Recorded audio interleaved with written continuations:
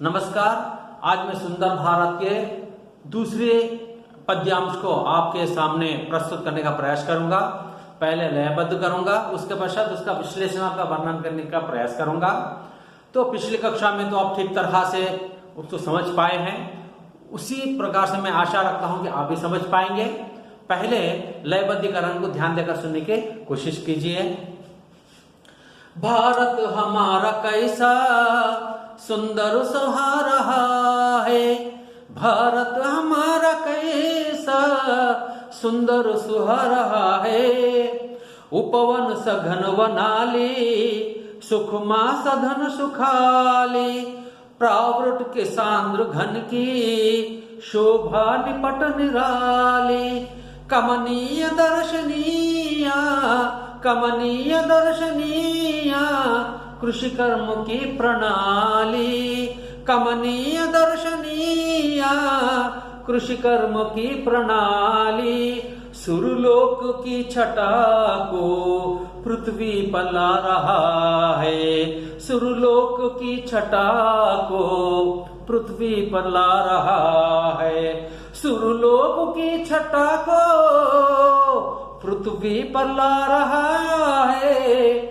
भारत हमारा कैसा सुंदर सुहा रहा है, भारत हमारा कैसा सुंदर सुहा रहा है।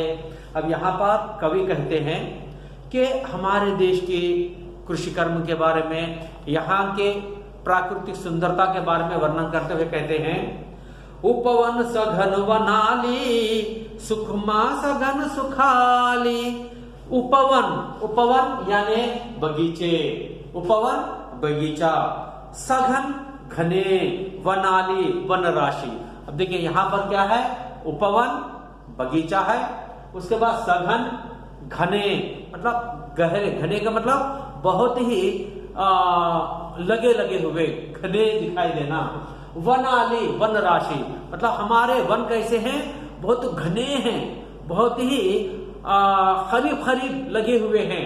तो वनाली, सुखमा अत्यधिक सुंदर, सुखमा कर रहा है अत्यधिक सुंदर, क्या है, सघन मतलब यहाँ के जो घर है बहुत ही सुंदर दिखाई देते हैं, बहुत ही खूबसूरत दिखाई देते हैं।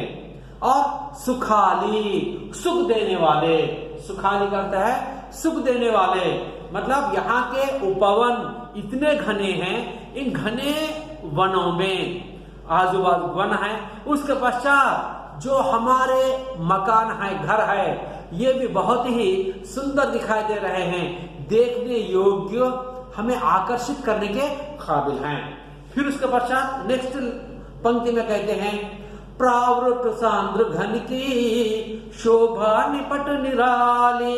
प्रावृत सांद्र घन, प्रावृत का मतलब है वर्षा, वर्षा के सांद्र घने बादल, घने बादल से जो वर्षा होती है, वर्षा जब होती है वो बहुत ही शोभा देने वाली होती है। शोभा देना, सुंदरता बढ़ाना।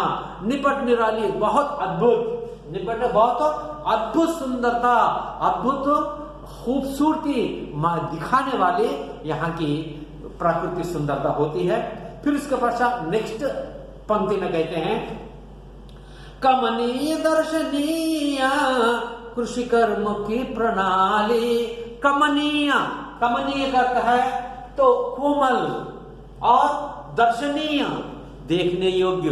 कृषि कर्म मतलब खेती का काम। यहाँ जो हमारे किसान हैं, किसान जब वर्षा होती है उस समय जो अपने खेतों में जाकर जो जोतते, हल से जोतकर उसके बाद उसको सस्य श्यामल कर उसमें जो हरे भरे पेड़ उगाते हैं और उगाकर जो धरती की शोभा बढ़ाते हैं, वो शोभा हमें बहुत ही देखने योग्य होती है और हमारे आंखों को आकर्षित करती हैं। उसके बाद सुरलोक की छटा को, सुरलोक की छटा को पृथ्वी पे ला रहा है। अब देखिए सुरलोक की छटा, सुरलोक मतलब स्वर्गलोक, स्वर्गलोक की छटा को, वहां की सुंदरता को हमने, वहां की शोभा, वहां की सुंदरता, यानी सुरलोक के जैसा हमारा भारत दिखाई देता है। मूलतः हमारा भारत कैसे दिखाई दे रहा है? एक स्वर्ग के समान। स्वर्ग में जो रूप हैं, जो हम सोचते हैं स्वर्ग में क्या क्या होना, हम सोचते हैं स्वर्ग में अमृत होना, वो अमृत के जैसे नदियां हमारे पास है।